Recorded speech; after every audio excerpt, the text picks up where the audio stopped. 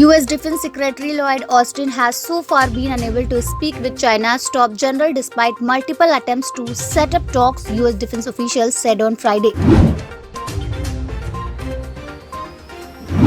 The siren across southern Israel were silently on Friday, and the thunder of bombs bursting in Gaza City was replaced by sounds of celebratory gunfire as a fragile ceasefire between Israel and Hamas went into force, bringing an end to more than 10 days of fighting that claimed more than 200 lives.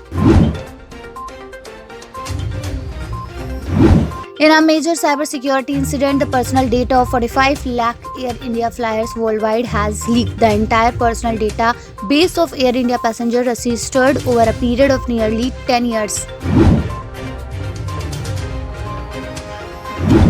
In a blow to promoters of several companies facing insolvency action, the Supreme Court on Friday ruled that personal assets of chairperson and directors who stood guarantee for corporate loans from banks that turn into bad debts would face liability in the resolution process under IBC.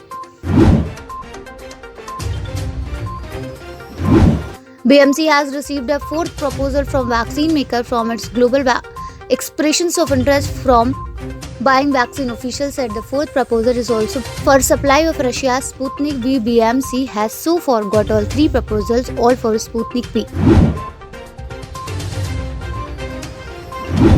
At the Reserve Bank of India's board meeting on Friday, some of the board members suggested that the central bank could consider transferring a large surplus to the center, a suggestion that is usually laughed at by the government.